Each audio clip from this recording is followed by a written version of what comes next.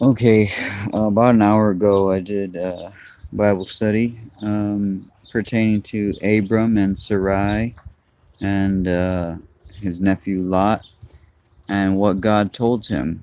Um, Lot and Abram's servants were fighting over land and cattle. Abram didn't want to fight with Lot, so they pretty much went their separate ways because Abram didn't want to fight. So he said, "You take this area, I'll take this area." Lot gets captured by kings of Sodom and Gomorrah. Someone escapes that lives with him, goes to tell Abraham, or Abram at the time, his name is Abram. And Abram pretty much gets together a bunch of men to go fight to rescue Lot. He rescues Lot, and then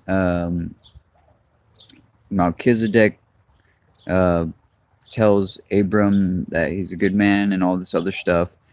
And then Abram has a dream or vision or dream. God tells him in his dream that his descendants, which are the Hebrews, will be enslaved in Egypt. Okay, but the Egypt will be judged for it, and they will be taken out of Egypt. So that's in my last video. That's what I was talking about. That's what I was reading. So we're gonna pick up where I left off.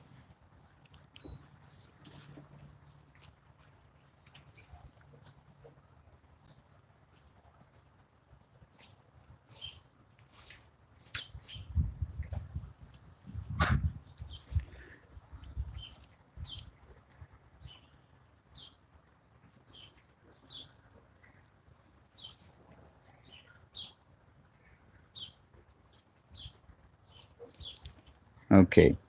Now Sarai, Abram's wife, bare him no children, and she had an handmaid, an Egyptian, whose name was Hagar.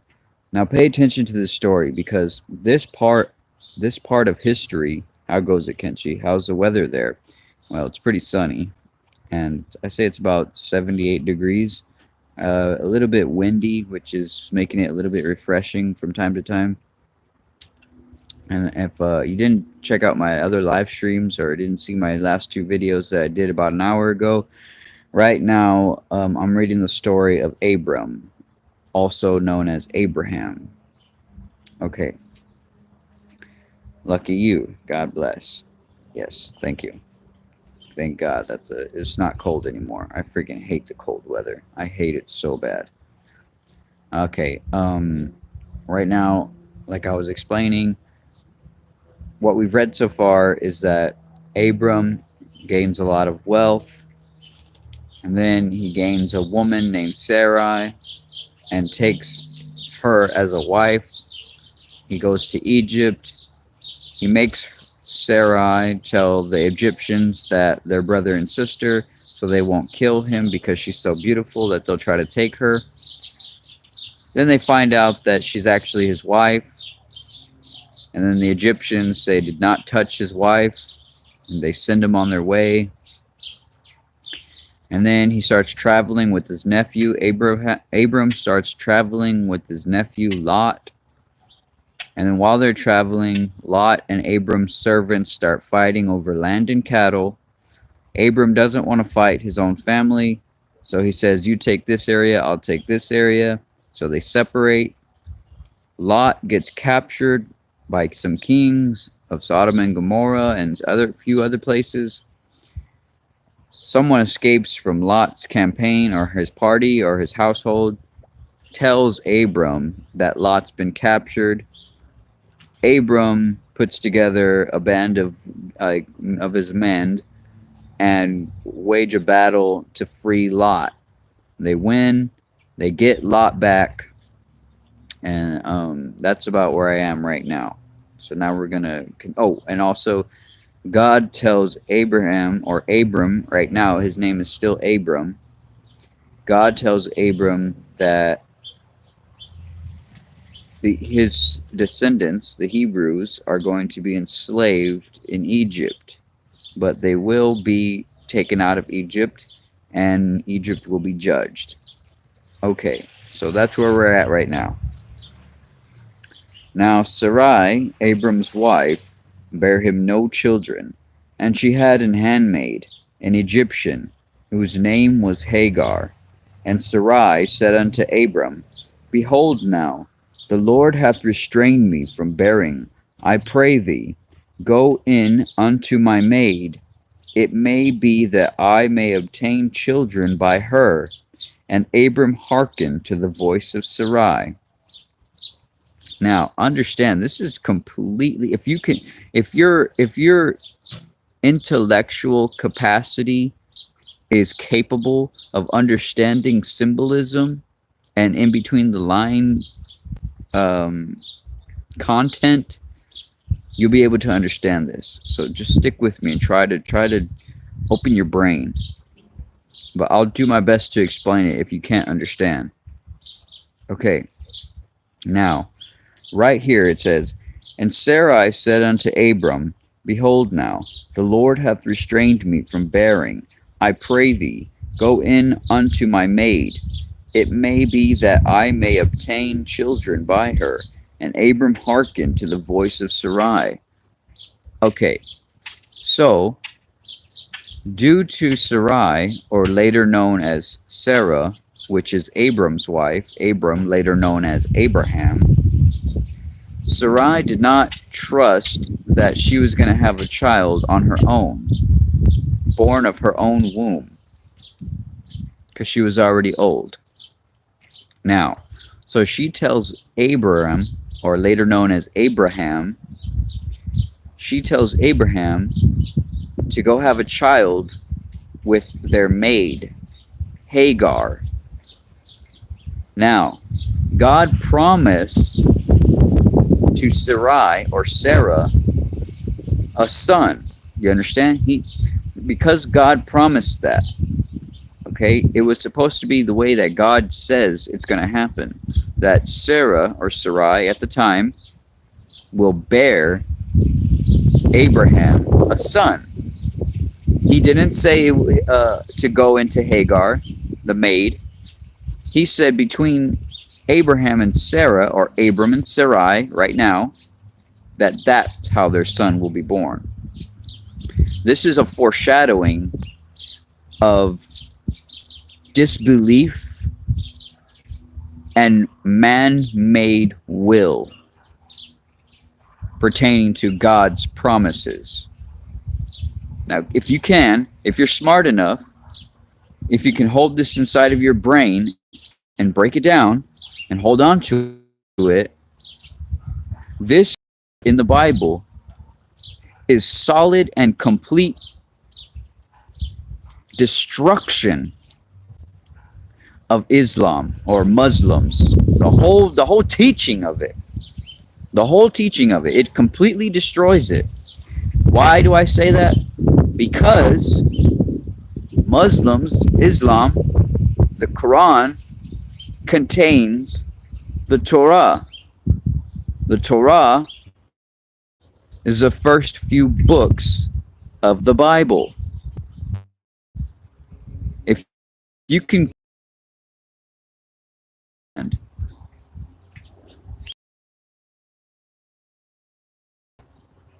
is the first in Bible. The Torah is the first few books in the Bible. Now, the Quran, which is what Muslims and Islam and all that go by, the Quran contains the Torah. Now stay with me. Here we go. I'm going to read it. And Sarai, Abram's wife, took Hagar, her maid, the Egyptian, after Abram had dwelt 10 years in the land of Canaan, and gave her to her husband, Abram, to be his wife. And he went in unto Hagar, and she conceived. And when she saw that she had conceived, her mistress was despised in her eyes. And Sarai said unto Abram, My wrong be upon thee. I have given my maid into thy bosom. And when she saw that she had conceived, I was despised in her eyes. The Lord judged between me and thee. But Abram said unto Sarai, Behold, thy maid is in thy hand. Do to her as it pleaseth thee. And when Sarai dealt hardly with her, she fled from her face. Okay. Now, if you have the intellectual capacity to understand what's going on right now, Sarai told Abram to have a kid with Hagar, Abram's and Sarai's maid, because Sarai did not believe that she can bear children for Abram. So she told Abram to go with Hagar, so that Sarai might have an adopted son, so to speak. Now, after Hagar did have that son, Sarai, or later known as Sarah, started to hate Hagar. And because Sarai is actually the wife of Abram, Abram told Sarai, do with Hagar whatever you want. So he told his wife to do or treat the maid, Hagar, however she wants. Now, in doing so, Sarai is very harsh on Hagar. So Hagar runs away. That's what I just read. Okay, now we're going to continue. This is very, very important. This book, this part of the Torah that's from the Bible, that the Torah is also included in the Quran, okay, these all intertwine. You have to understand. Yeah, if you have the intellectual capacity or the intelligence to break this down and comprehend, you will get this. It completely destroys Islam, the religion of Muslims. If you can understand this, pay attention. Okay. And he said, Hagar, Sarai's maid, whence camest thou? And okay. Let me back up. Sarai dealt hardly with her. She fled from her face. And the angel of the Lord found her by a fountain of water in the wilderness, by the fountain in the way to Shur. And he said, Hagar, Sarai's maid, whence camest thou? And whither wilt thou go? And she said, I flee from the face of my mistress Sarai. And the angel of the Lord said unto her, Return to thy mistress, and submit thyself under her hands. And the angel of the Lord said unto her, I will multiply thy seed exceedingly, that it shall not be numbered for multitude. And the angel of the Lord said unto her, Behold, thou art with child, and shalt bear a son, and shalt call his name Ishmael. Now remember that name, Ishmael. Remember that name, Ishmael. That's Hagar's son. Hagar the maid. Her son's name is Ishmael. Now, Hagar went with Abram by order of Sarai, which is Abram's wife. So Hagar is a mistress, sort of a second wife. Hagar is a second wife, sort of. Between Abram and Hagar, they bear the son named Ishmael. Keep that name in your mind, because it is the connection, it is the piece, the proof. Hold it in your mind. If you can comprehend, if you have the intelligence to understand. I'm going to continue now. Did you lose power at your house in Texas? Yeah, actually, for a little bit. Okay, now I'm going to continue. And the angel of the Lord, behold thou. And the angel of the Lord said unto her, Behold, thou art with child, and shalt bear a son, and shalt call his name Ishmael, because the Lord hath heard thy affliction. And he will be a wild man, His hand will be against every man, and every man's hand against him, and he shall dwell in the presence of all his brethren. And she called the name of the Lord that spake unto her. God seeth me, for she said, Have I also here looked after him that seeth me? Wherefore the well was called Birlahai Roi. Behold, it is between Kadesh and Bered, and Hagar bare Abram a son. And Abram called his son's name, which Hagar bare, Ishmael. And Abram was 86 years old when Hagar bare Ishmael to Abram. Now, when Hagar runs away because Sarai treats her so bad, the angel of the Lord tells Hagar to return to Abram and Sarai because she's pregnant with Abram's half-blood son between Sarah and Abram. But remember, the Lord did not say that Abram would have a son through Hagar. He said, the Lord told Abram that he would have a son between himself and Sarai. Now hold that in your brain. If you can understand and comprehend, if you have the intellectual capacity, hold on to that. Remember the name Ishmael. Now I'm going to continue.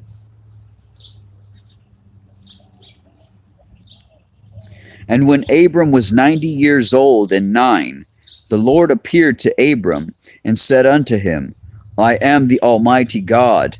Walk before me, and be thou perfect, and I will make my covenant between me and thee, and will multiply thee exceedingly. And Abram fell on his face, and God talked with him, saying, As for me, behold, my covenant is with thee, and thou shalt be a father of many nations. Neither shall thy name any more be called Abram, but thy name shall be Abraham. For a father of many nations have I made thee. And I will make thee exceedingly fruitful, and I will make nations of thee, and kings shall come out of thee. And I will establish my covenant between me and thee and thy seed after thee their generations for an everlasting covenant, to be a God unto thee and to thy seed after thee. And I will give unto thee and to thy seed after thee the land wherein thou art a stranger, all the land of Canaan, for an everlasting possession, and I will be their God. And God said unto Abraham, Thou shalt keep my covenant, therefore, thou and thy seed after thee in their generations. This is my covenant, which ye shall keep between me and you and thy seed after thee. Every man-child among you shall be circumcised, and ye shall circumcise the flesh of your foreskin, and it shall be a token of the covenant betwixt me and you. And he that is 8 days old shall be circumcised among you, every man-child in your generations, he that is born in the house, or bought with money of any stranger, which is not of thy seed. He that is born in thy house, and he that is bought with thy money, must needs be circumcised, and my covenant shall be in your flesh for an everlasting covenant. And the uncircumcised man-child, whose flesh of his foreskin is not circumcised, that soul shall be cut off from his people, he that broketh my covenant. And God said unto Abraham, As for Sarai, thy wife, thou shalt not call her name Sarai, but Sarah shall her name be. And I will bless her, and give thee a son also of her. Yea, I will bless her, and she shall be a mother of nations. Kings of people shall be of her. Then Abraham fell upon his face, and laughed, and said in his heart, Shall a child be born unto him that is 100 years old? And shall Sarah that is 90 years old bear? Okay, so far, if you can comprehend this, God is telling Abraham that he's promising him the son between him, which is Abraham, and Sarah. He's promising that Abraham and Sarah are going to have a son. He never promised that Abraham and Hagar, he never promised that Abraham and Hagar were going to have a son. So Ishmael is not the promised son. Now, you're going to understand at the end of this why. Keep Ishmael, the name Ishmael, inside of your head. And God said, Sarah, thy wife shall bear thee a son indeed, and thou shalt call his name Isaac, and I will establish my covenant with him for an everlasting covenant, and with his seed after him. As for Ishmael, I have heard thee. Behold, I have blessed him, and will make him fruitful, and will multiply him exceedingly. 12 princes shall he beget, and I will make him a great nation. But my covenant will I establish with Isaac, which Sarah shall bear unto thee at this set time in the next year. And he left off talking with him, and God went up from Abraham. Okay, now, why is that important? Why is this part so important? Why is this part so important? That jacket is stolen valor. With all due respect, I'm not claiming to be a soldier of any military at all. If you understand what outer heaven is, you would know that I don't claim any type of military affiliation. And this vest has no patches. This vest has no name. So before you speak, learn your facts and learn what that means. Okay, back to what I was saying. Now, the chosen son, his name was Isaac, okay, which was to be born of Sarah and Abraham. Sarah and Abraham. Not Abraham and Hagar. Abraham and Hagar's son is named Ishmael. God promised a son between Abraham and Sarah, which would be named Isaac. Why is this important? Because in the Quran, Muslims hold strongly to the fact that they are descendants of Ishmael.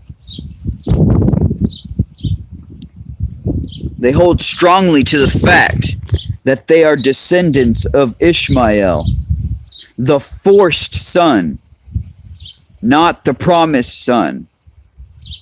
Ishmael was only promised to be a patriarch of a great nation. The Middle East. He was not promised any descendants or that were holy, that were prophets, that were any blessings or saviors or anything. Islam, which is the religion of Muslims, hold strongly to the fact that they are descendants of Ishmael. And God promised the promised son will be Isaac between Abraham and Sarah, not the son between Abraham and Hagar, which is Ishmael. God promised the blessing would be through Isaac, not Ishmael. Now, if you can comprehend this, if you have the intellectual capacity to understand what you're hearing, that means that Muslims, the religion of Islam, because they hold fast to the Quran, which contains the Torah, and the Torah being the first few books of the Bible, they cut off their own head right at the beginning of their own religion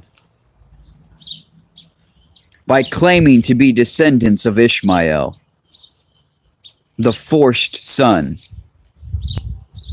Isaac is the promised son, in which God promised his covenant and blessing. Islam, the religion of Muslims, destroy themselves by claiming to be descendants of Ishmael.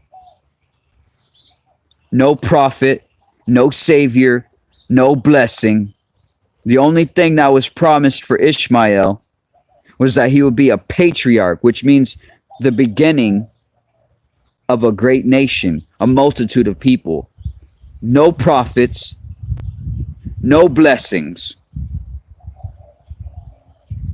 Only through Isaac, the son of Abraham and Sarah, was the covenant blessing promised. So I say again, because Islam, the religion of Muslims, hold fast to the Quran which contains the Torah which is the first few books of the Bible, where this is printed, where this is found in historical documentation, historical places, landmarks, figures of history, Ishmael, Abraham, Sarah, Hagar. Muslims or Islam claim to be descendants of Ishmael, the forced son, not the promised son. So they destroy themselves at the very beginning. Islam destroys itself by claiming to be sons and daughters of the forced son and not the promised son.